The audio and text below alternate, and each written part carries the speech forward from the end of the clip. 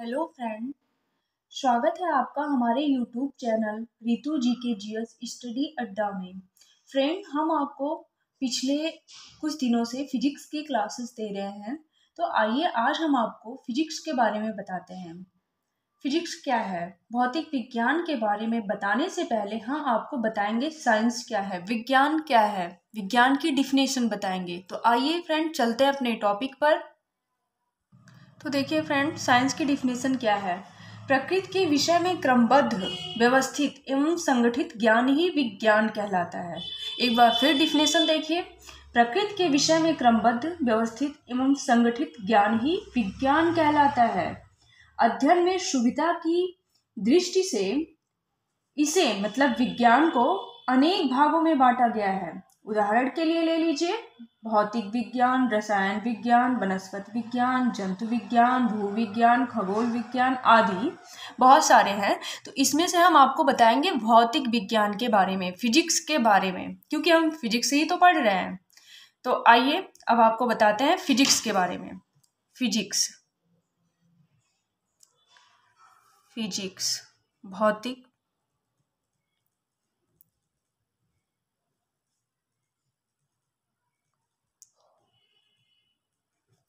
भौतिक विज्ञान क्या है, इसके बारे में देखिए फ्रेंड। भौतिक विज्ञान क्या है। भौतिकी वह विज्ञान है जिसके अंतर्गत प्रकृति और उसकी घटनाओं का अध्ययन किया जाता है। लाइए लिख देते हैं हम, भौतिकी वह विज्ञान है। राइटिंग तो मेरी बहुत अच्छी नहीं है, लेकिन मैं लिख रही हूं, जिसके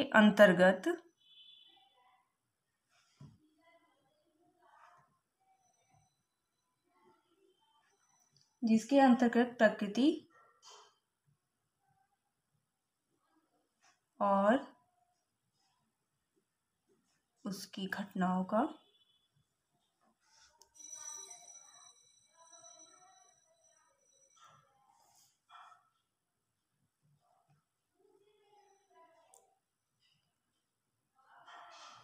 अध्ययन किया जाता है।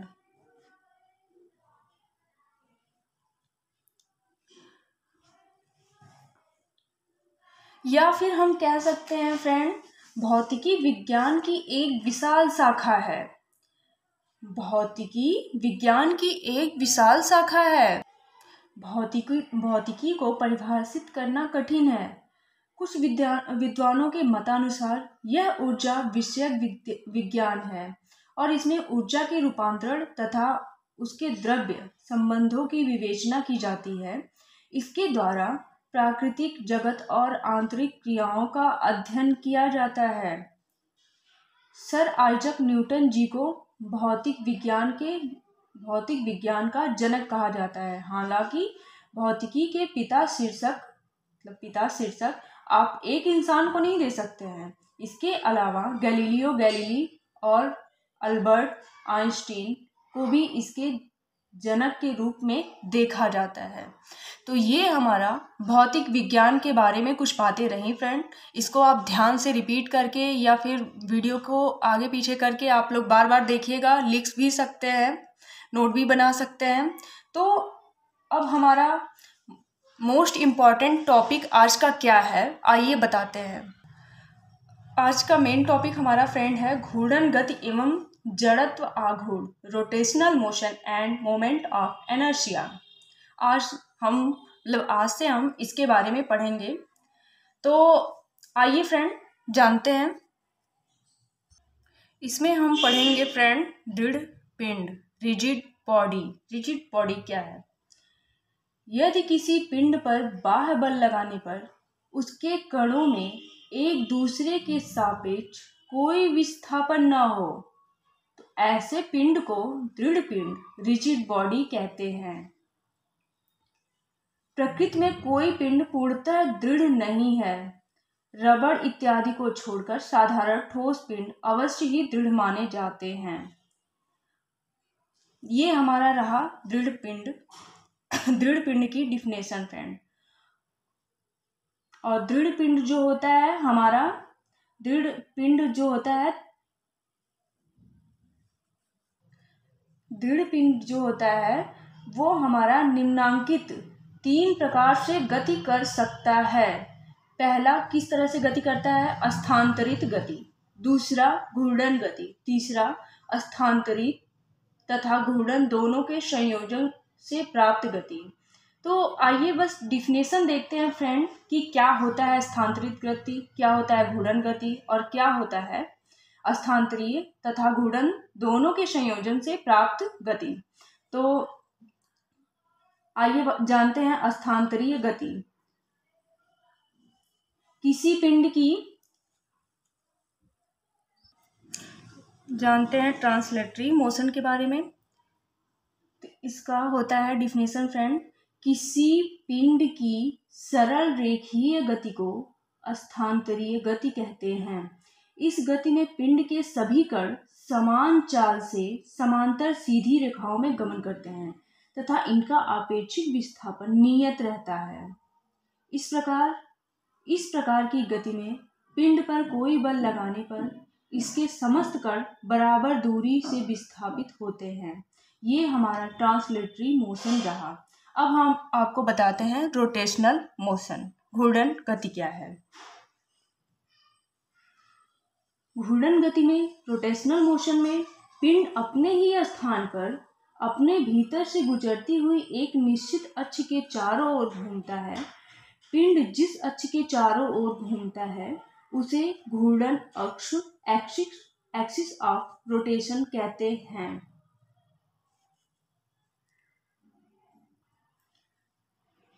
जो कण घूर्णन अक्ष पर स्थित होते हैं वे स्थिर रहते हैं, अतः घूर्णन गति में उनकी गति पर विचार नहीं किया जाता।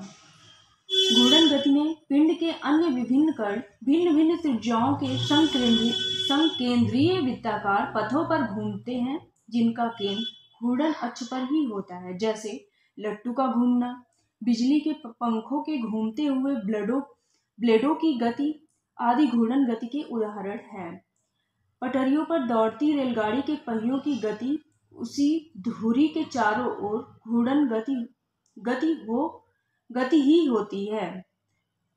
पटरियों पर दौड़ती रेलगाड़ी के पहियों की गति उसी धुरी के चारों ओर घूर्णन गति ही होती है।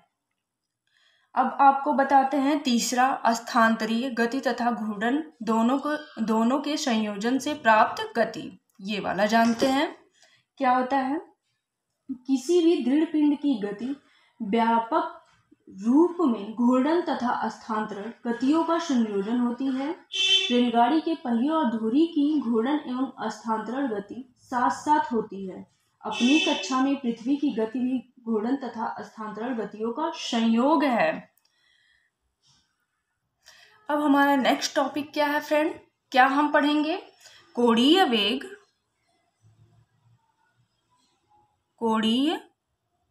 वेग तथा रेखीय वेग में संबंध। पहले हम आप जानेंगे एंगुलर वेलोसिटी क्या होती है, कोणीय वेग क्या होता है, रेखीय वेग क्या होता है। जब हम कोणीय वेग, रेखीय वेग के बारे में जान लेंगे फिर हम उनके संबंध निकालेंगे कि उन दोनों के बीच में क्या संबंध है। तो पहले आइए हम बताते हैं एंगुलर वेलोसिटी, कोणीय वेग के बारे में।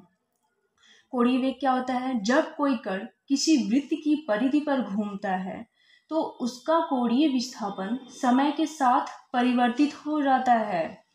वृत्तीय गति करते हुए किसी कण के कोणीय विस्थापन की समय परिवर्तन की दर कोणीय वेग, एंगुलर वेलोसिटी कहलाती है। इसे ओमेगा से डिनोट करते हैं। माना कोई कण जिसका डेल्टा टी सूक्ष्म अंतराल में कोणीय विस्थापन डेल्टा थीटा है। एक बार फिर पढ़ते हैं। माना कोई कण, लिखते चलते हैं, इम्पॉर्टेंट है। माना कोई कण जिसका डेल्टा टी समयांतराल डेल्टा सूक्ष्म लिख सकते हैं, मतलब कम सूक्ष्म समयांतराल में कोणीय विस्थापन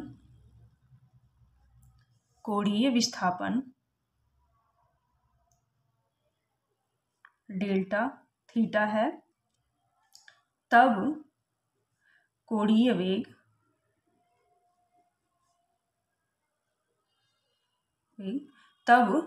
कण का कोणीय वेग क्या होगा बताते हैं आपको।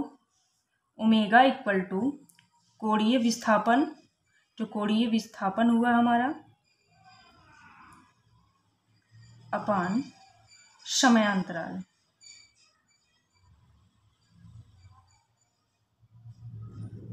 या ओमेगा इक्वल टू हो जाएगा delta theta upon delta T. ये भी एक तरह का फार्मूला है। सॉरी फ्रेंड, थोड़ा मतलब लिखने में मैं भूल जाती हूँ, फिर ध्यान नहीं जा पाता कि मैं कहाँ लिख रही हूँ और मेरा कैमरा किधर है। तो आप लोग फिर से देख लीजिए अच्छे से। तो यह कोणीय वेग का फार्मूला है फ्रेंड। इसका मात्रक रेडियन, इसका मात्रक जो होता है रेडियन प्रति सेकंड होता है, और कोणीय वेग की जो बीमा होती है वो बीमा m की पावर 0 l की पावर 0 t की पावर -1 होती है। जबकि हम जानते हैं फ्रेंड कि कोई कण एक वृत्तीय चक्कर पूरा करने में 360 अंश यानी 2 पाई घूम जाता है, एवं इस पूर्ण चक्र में लगा समय कण का परिक्रमण काल t कहलाता है। तो कण का औसत वेग, कण का औसत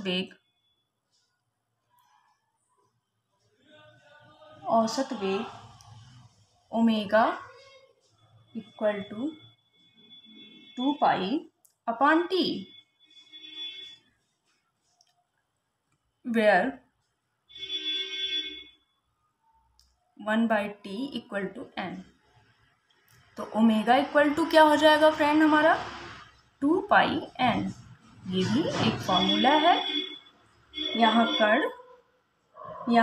n कण की आवृत्ति है, यहाँ n जो है कण की आवृत्ति है।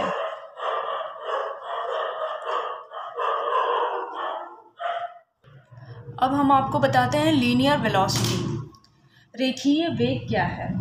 तो देखिए इसके बारे में, जब कोई कण रेखीय गति करता है तो उसका रेखीय विस्थापन समय के साथ परिवर्तित हो जाता है। अर्थात रेखीय गति करते हुए किसी कण के रेखीय विस्थापन की समय परिवर्तन की दर को रेखीय वेग कहते हैं। माना कोई कण, लिखते चलते हैं फ्रेंड, माना कोई कण डेल्टा टी सूक्ष्म समयांतराल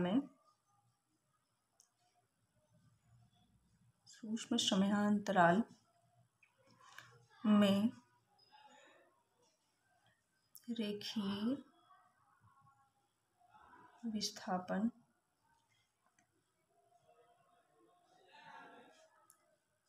डेल्टा एस है,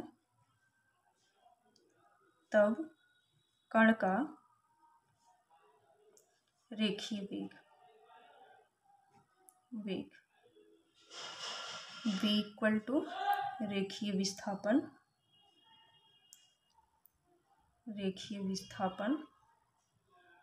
अपान समयांतराल।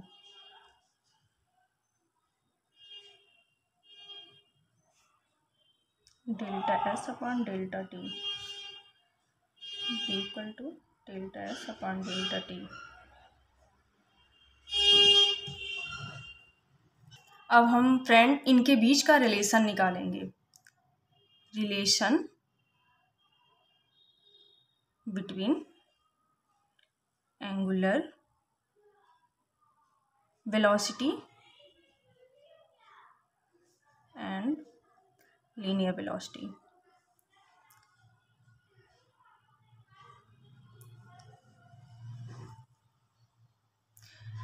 इसमें यदि कोई कण एक निश्चित त्रिज्या r के वृत्त के परिधि पर एक समान चाल से चल रहा है, तो पहले हम एक सर्कल बनाते हैं।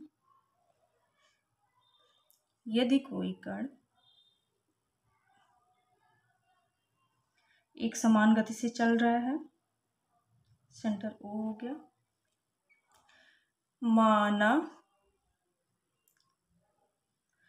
माना कण डेल्टा t समय अंतराल में वृत्त की परिधि पर डेल्टा s दूरी घूम जाता है।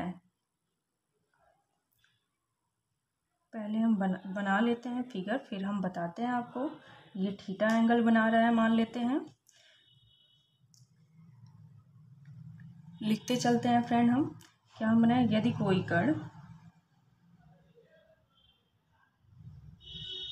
कोई कण एक निश्चित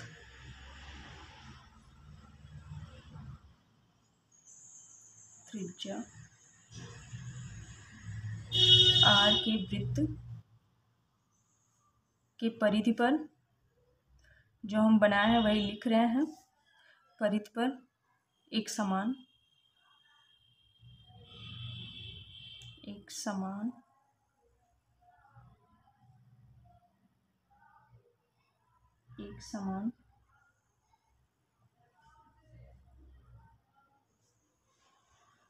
लिख देते हैं फिर से फ्रेंड। कहीं कहीं गलती हो जाती है तो उसके लिए सॉरी फ्रेंड। चाल से चलता है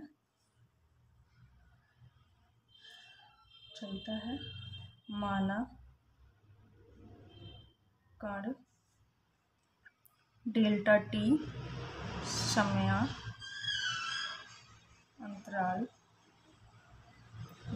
t समयांतराल में जो है कि डेल्टा s दूरी घूम जाता है। डेल्टा s जो दूरी है वो घूमता है, यहाँ से A से B तक आ जाता है, दूरी घूम जाता है।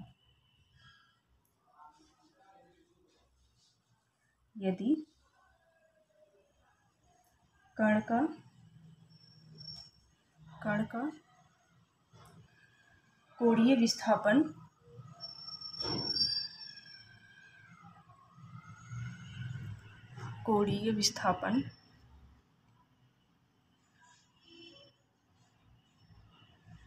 डेल्टा थीटा हो तो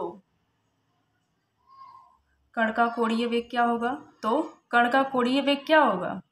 बताइए। चलिए हम ही बताते हैं friend.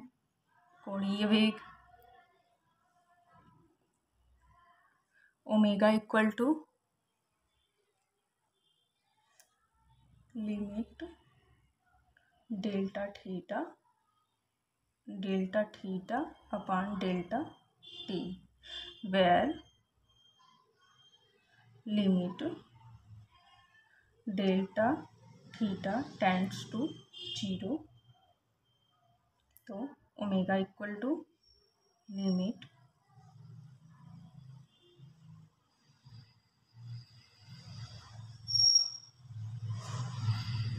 Delta t tends to 0 है, तो वहाँ आ गया delta theta. Limit 1 upon delta t into delta s upon delta नहीं रहेगा, यहाँ पे t रहेगा, delta s upon delta r दूरी तय कर रहा है, क्योंकि डेल्टा थीटा इक्वल टू होता है delta s upon r। R है फ्रेंड। ये थोड़ा ध्यान से देखिएगा, आप लोग देखने में कोई मिस्टेक है तो उसके लिए सॉरी फ्रेंड, क्योंकि कहीं कहीं गलती हो जाती है तो उसके लिए सॉरी। आर अब हम सही से बनाएंगे। Omega equal to limit delta S upon delta T into 1/r।